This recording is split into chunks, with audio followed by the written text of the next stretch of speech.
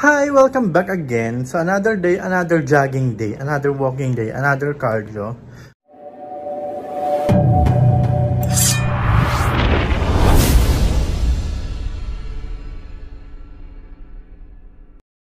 So meron tayong program today.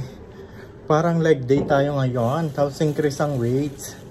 So yun yung sinasabi ng progressive overload. So far, I'm doing good. And mag-vlog na ako ngayon ng maaga-aga kasi I have class later. May question and answer ulit kami later. And hindi na ako magdadala ng iPad. Kanina plano ko magdala ng iPad. Kasi magja-jogging nga ako. So, sagabal siya. Mag-phone na lang ako para ibubusa ko na lang yung itong phone ko. So, dala ko na rin yung water. Dala ko na rin yung ang tawag dito. Itong gloves. Magdadala rin ako ng straps. Titignan ko kung ano mas magandang gamitin sa straps or yung itong gloves. Di ko pa na-try itong straps pero sabi nila maganda daw. So, let's go. Subukan natin. Anyway, maaga ako today. Tatapusin ko lang yung 3,000 tapos mag-start na ako mag-workout.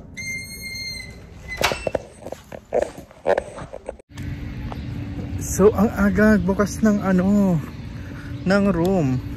It's like 5:50 pa lang, bukas na.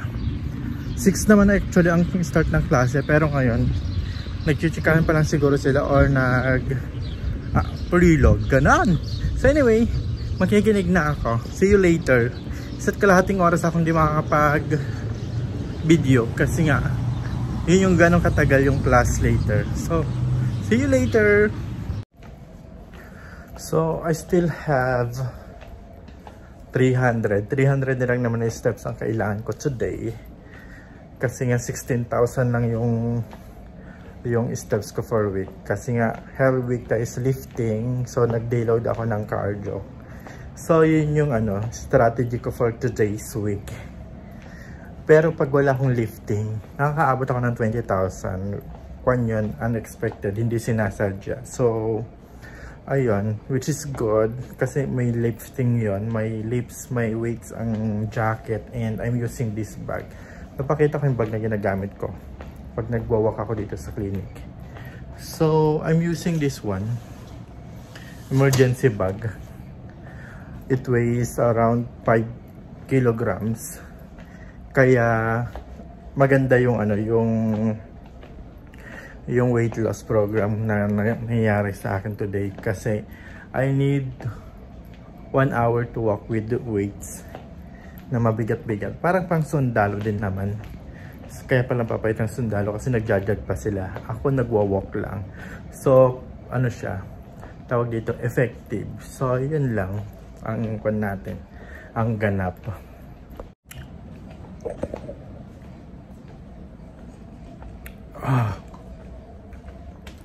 So, meron din ako nito. Nag-start ako nito last week. Hot water with lemon juice. Hindi ko alam kung bakit. Pero, siya lang ginagawang kape instead of coffee. So, alam mo na, kailangan natin antioxidant daw from lemon. So, naka 2 weeks na ako ganito everyday. After kumain, and whole night actually. Siguro mga kaka 3 cups akong ganito.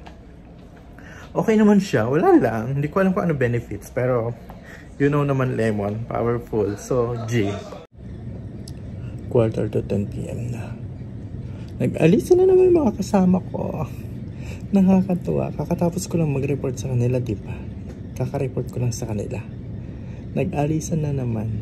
Report ko ulit. Hi, welcome back. Di na ako nakapag-vlog sa dining kanina kasi kasama ko yung supervisor namin kanina. And nalimutan ko na rin pati. So actually, I just had a bangus the other day on Cortez. So anyway, yun lang naman ginawa ko. Hindi na ako nakapag-gym kaninang 4. Actually, treadmill lang naman yung gagawin ko. Pero tapos ko na yung steps ko. Hindi ako nakapag-treadmill kasi I prefer to sleep. Gusto mo yun? And the good news is, I reached my 77 kilograms na. My God, after 8 years, bumalik na sa 77.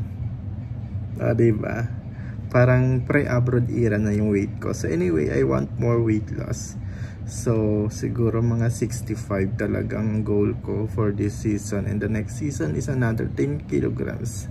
Mabagal pero hindi pa halata sa mukha ko, oh. Gusto ko pa mabawasan to eh. Laki-laki ng pisngi ko dito, oh.